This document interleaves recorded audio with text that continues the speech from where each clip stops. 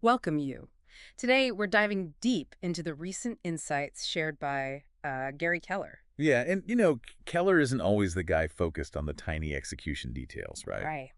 His real strength, it seems, is spotting those emerging trends, seeing the bigger picture. He's more of a visionary. Exactly, a visionary. So our goal today is pretty focused. Laser focused, yeah.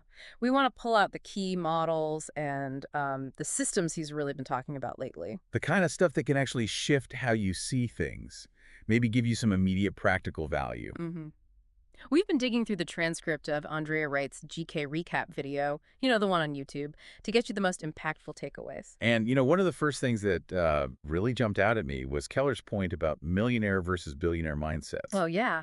How so? Well, it's not just about bigger numbers. It's like a totally different way of thinking about time Right.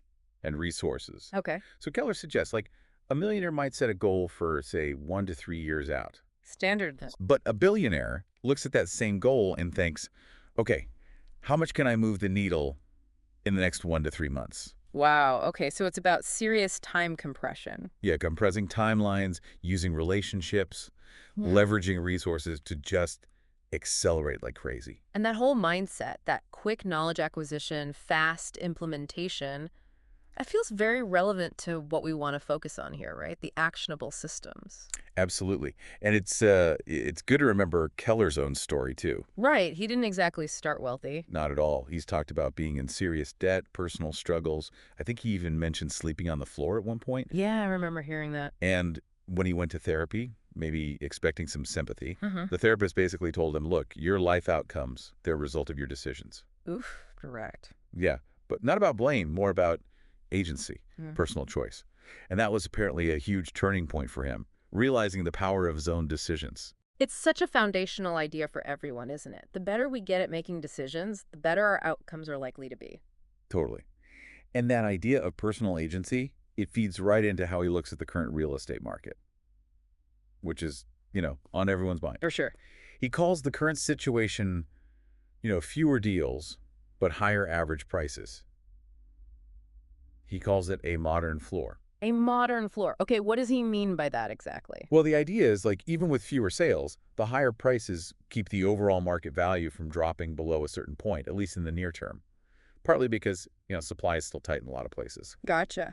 And what's interesting is how he connects it to the historical trend, like the 4% annual appreciation rate for real estate. Yeah, the long-term average. Right. Historically, that's seen as like stable, healthy growth.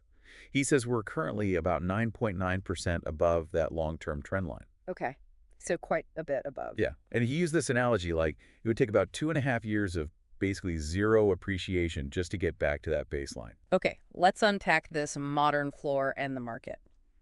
Fewer transactions, higher volume. That sounds like the days of easy business are well over. Definitely.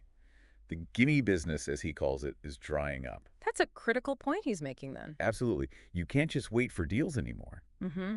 And get this statistic he shared. 71% of agents didn't close a single deal last year. 71%. Wow. Yeah. But here's the Keller twist, right? He doesn't see that as just bad news.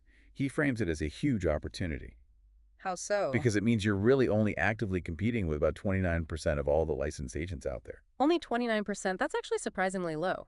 Maybe less crowded than it's felt the last couple of decades. Potentially, yeah, for those who are actually doing the work now. So if you're proactive, if you're really focused on lead generation right now, the field is significantly less crowded. Exactly. But he did add a caution, though, Oh. that when the market eventually picks up more broadly, a lot of those agents on the sidelines, they'll probably jump back in. Ah, right. So the window to really grab market share is kind of now. Now. Okay. Exactly. And speaking of market dynamics, he also pointed out that inventory is slowly ticking up, which is actually, a good sign for balance long term. Okay. A bit more choice coming online. And mortgage rates hovering around, 6 to 6.12%, he reminds us that's pretty normal historically. Right. People forget that sometimes. Totally. And that context is key for that buy today, refinance later strategy that good agents are talking about. Yeah, having that conversation with buyers, addressing the rate concerns head on, You need a solid answer for that. Makes a difference. getting in the game now, building equity. The rate isn't forever. Precisely.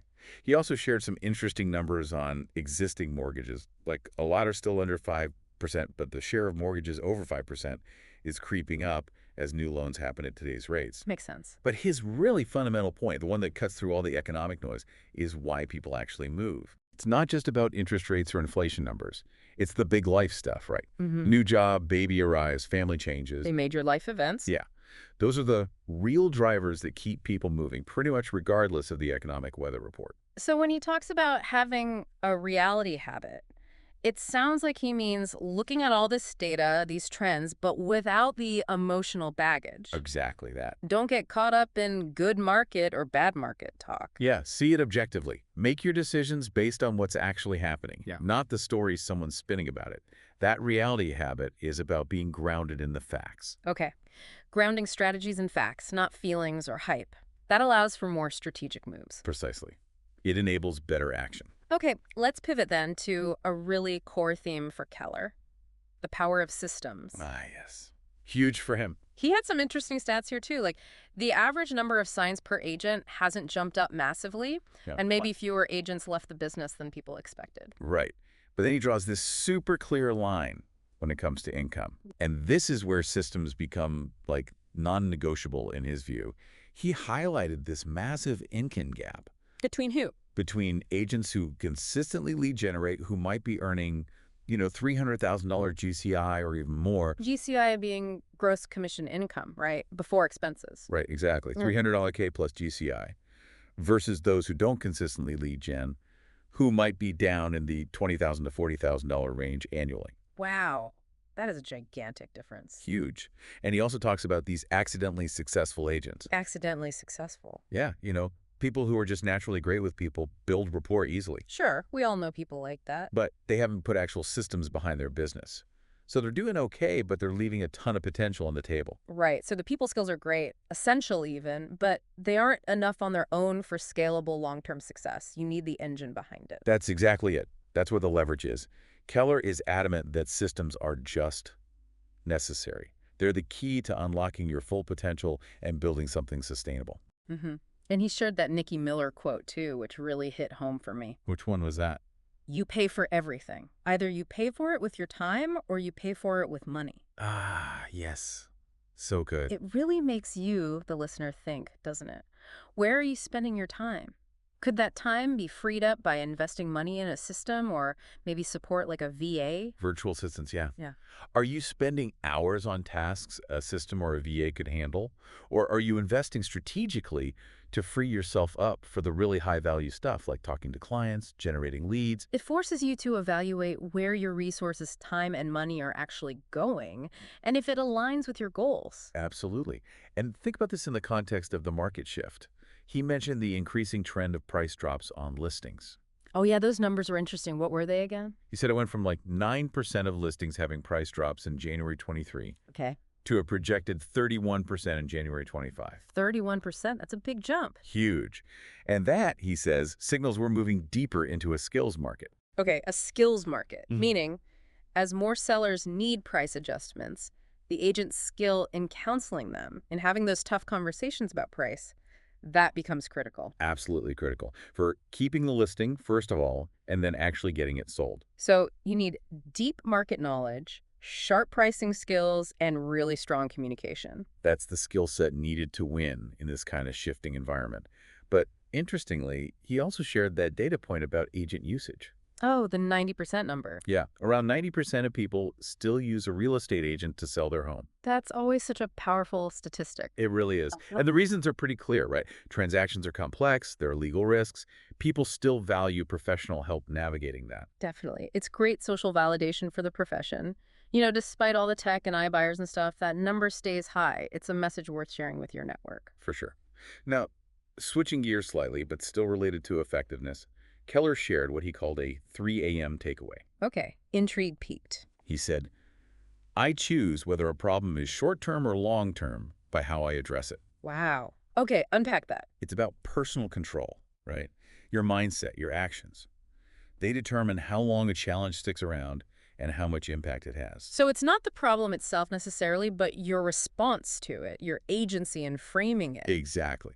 You decide if you're going to tackle it head on and make it short term Mm, or let it linger. powerful. He also mentioned, kind of relatedly, this idea of comparison shopping in life. Comparison shopping. Yeah, like getting sidetracked, looking at what everyone else is doing, what they have. Ah, the comparison trap. Right. And he stresses how important it is to be really clear on your own values, your own purpose, to stay focused on your path and not get pulled off course by what others are up to. Keep your eyes on your own paper, basically. Pretty much.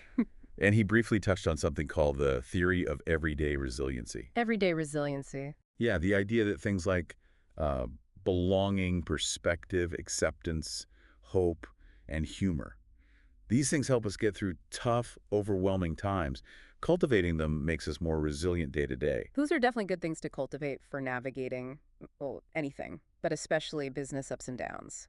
Which brings us back to systems and models. Yes. Let's get into some actionable ones he shared. First up, that 7-step model for writing a TED Talk. Right. Even if you're not actually giving a TED Talk, the structure seemed really useful. Super useful. Yeah. It's a framework for any compelling communication, really. Okay, so step one was... Pull the audience in. A hook. Surprising stat, question, story. Yeah, something grabbing. Got it. Hook 'em. Step 2. Fun and exciting story. Builds connection. Okay. Then step 3 gets real. Yeah, step 3 is the crushing blow or defeat. Adds depth, relatability. Step 4 is the turning point. Exactly. How that defeat sparked a new idea or insight. Then step 5 is the core. Yep, unpack the big idea, defend it, the meat of it. Step 6 looks forward. Tell the audience what you hope for the future. The call to action. The hope. And finally, step 7. Killer closure. Often another story, or a really powerful final thought, leaves an impression. I can totally see using that structure for like listing presentations, team meetings, even just explaining an idea clearly. It creates a narrative. Exactly. It gives it shape. And then there's the other model, the 3P video method. Yeah, this one felt very, all about speed and just getting it done. Totally. The 3 Ps: prepare, press record, and share it immediately. And that press record step had that mantra, right? Be brief, be bright, be fun, be done. Yes. One take. Don't aim for perfection. Aim for authentic and concise value. So get it out there. And the share it immediately part is crucial. He told that story about hiring the property management company in Mexico. Oh, right, the fast one won. Yeah. The first one responded in like 4 hours. No quote yet, but clear next steps, proactive. The others took days. And he hired the first one even though they were more expensive. Exactly. Because the speed showed they cared, respected his time. That responsiveness built trust instantly. That's such a good lesson. Promptness can be a huge differentiator, maybe even more than price sometimes. Absolutely. Which kind of leads us to the engine behind all of this, motivation. Right. Keller had that quote. Where motivation exists, opportunity begins. Yeah, I like how that flips the usual script. Motivation comes first. It does. It implies the internal drive is what unlocks the door to seeing and grabbing external opportunity. So it's not about a lack of opportunity out there. No, he thinks opportunity is everywhere. It's abundant. The real challenge, he says, is our own motivation. Which is personal, driven by values, beliefs. Deeply personal, yeah. Yeah. Your priorities. So he challenges us. Stop asking, where's my opportunity? And start asking, what do I actually want? What's my priority right now to get it? Focus inward first. Yes. Opportunity lies on the other side of that clarity, that motivation, that focus. Get clear on your why and the what and how follow. You got it. And that ties into his final point we noted about consistent effort. The small steps. Never underestimate the small steps. Such a good reminder, especially when big goals feel daunting. Right. It's the compounding power of doing small things consistently. Way more effective than trying to make these giant, heroic leaps that often fizzle out. Just keep chipping away. Exactly. He even hinted he's working on like a specific system for capturing and using notes and learnings. Teased it for the future. Ooh, interesting. Okay, so let's try and wrap this deep dive up. Key takeaways from Keller, especially around systems and models. Okay. Proactive mindset. See the market objectively, that reality habit. Right. And the absolute necessity of implementing systems for scalable success. Huge income difference there. Developing the skills needed for this shifting market, like those pricing conversations. Yeah, and recognizing your own personal agency. Choosing how you frame and tackle problems, like that 3 a.m. takeaway. And that fundamental link. Yeah. Motivation first, then opportunity follows. Get clear on what you want. Plus, we got those practical models.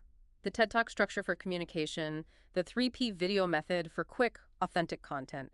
Actionable stuff. Definitely actionable. These aren't just theories, they're grounded in observation and experience, ready for you to use. So for you, the listener, maybe the final thought is this. Reflect on just one small step. What's one tiny thing you can do today? Yeah, one action fueled by knowing what truly motivates you, what your priorities are right now. What's that first small step you can take, inspired by Keller's focus on decisions and consistent action to build some momentum? Just one thing.